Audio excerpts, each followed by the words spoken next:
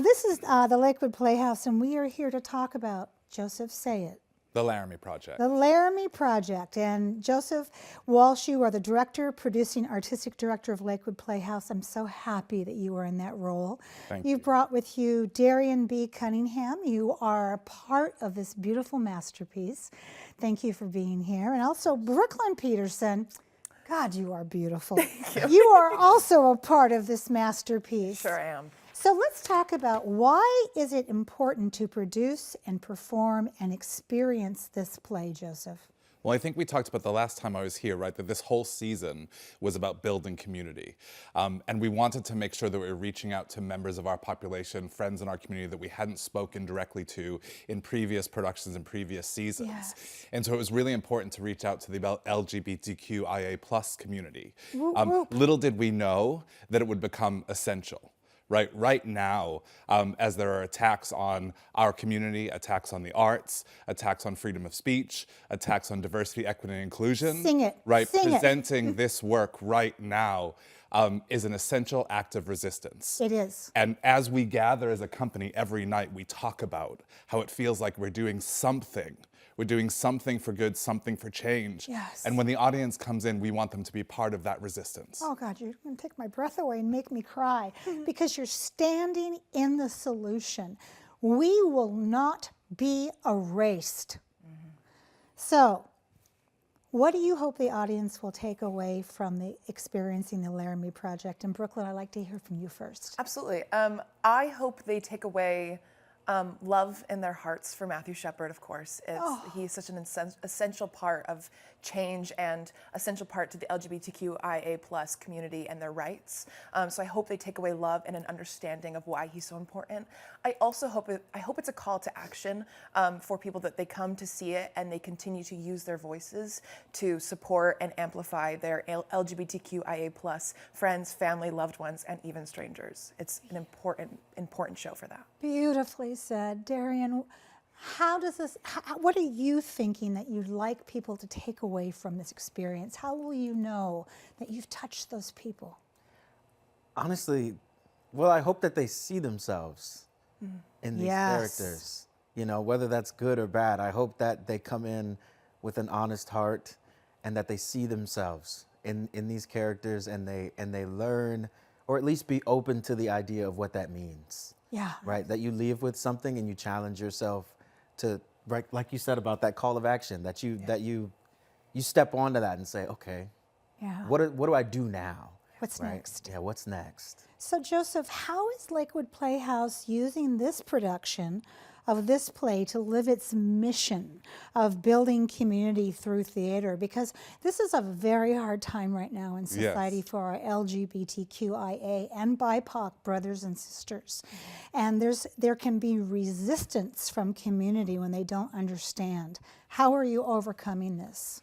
We want to create a place of safer and braver work and conversation in our community. And so every production, every performance will be followed by a Q&A and a talk back with members of the community. We're having Mary Woodard from the Rainbow Center come. Michelle Matlock, who's one of your next guests, will be love coming over her. the weekend. I got chills. Yes, so each night we will ask the audience to sit with us after the show, unpack the details, ask questions, and be part of the conversation about what solutions we have ahead of us. We also want to amplify voices of the LGBTQ+, IA+ community. We're having a fair March 2nd, where we have a 2-show Sunday at 2 and 7:30. We're inviting members of the community to come to Lakewood Playhouse, small businesses, community arts organizations, service organizations to come and talk about their work. Come and one, amplify. come all. Come one, come all, and reach out. If you want to become a part of it, reach out to us at the Playhouse and we will gladly have you come in. God, how could we not want to be a yes, part of please. it? So what's the greatest challenge been, Darian, for the rehearsal process? And we have a video that we're going to show here, and it's a very poignant moment. So what has the challenge been? I would say just getting out of your own way.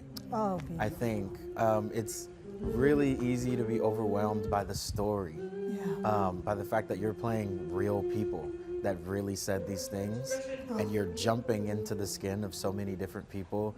Come as you are, just be. And that's the hardest thing to do sometimes. So I think that that's just sitting in whatever it is that's gonna be that night. Because every day we do it, it's alive, it's breathing, and it's different. So just being open to that. Oh, beautifully said. So Brooklyn, how has this process been different to other experiences that you've had as an actor? Yeah, I think specifically the fact that the show is verbatim theater, so it's the words of actual human beings who experienced what this feels like to lose a member of the community that was so important and to such a tragic loss. I also think navigating these different characters in a snap of a fingers, we're turning into someone new. And like, it's really exciting, but also navigating how we can be truthful to who they were and also communicate to an audience that we're a different person. And that's an important element to the story. Oh, I love that. Brooklyn, what is your favorite moment in this play, if you had to pick one? I love that question. I have a couple. The one that really stands out to me is I have a monologue. Zubaida Ullah is one of my characters that I get to play, and she is a Muslim feminist, and she's incredible. And she has this beautiful monologue where she talks to the audience about "we are like this" is her final words to the audience. And there's this really amplified moment where we all look to each other and look to the audience and have a moment of connection. And it's a reminder of why this play is so important. It's because the story just has to continue. It does, and it will continue. Darian, what will you take away from the Laramie Project, given that you are a man of color? Oh, I think I'll just take away that there's always more to learn. There's always room for growth. Yes. And that even though I've been told this many times, it's good to have the reminder that your voice matters. It does. And together we can amplify each other's voices. And so sometimes we forget that. We do. So it's important to speak that into existence. Speak it into truth, as my grandma would say. Joseph, who do we need to thank for all of this beautiful coming together and celebrating his life? Well, the board of directors of the Lakewood Playhouse, of course. The city of Lakewood is such a great asset to us in our, especially our cultural tax grants, lodging tax grants. And I actually have to say, this company, as you can hear and see, the hearts of these people. I've been living with this show for 20 plus years, right? And I learn something every single rehearsal. And so I just have to openly and publicly thank the amazing cast that is working to bring this to life. Yes, thank you. And on that note, break a leg. Thank you. We have much more to come on Cityline. When we come back, it's the Pet of the Week. You don't want to miss that. We'll be right back.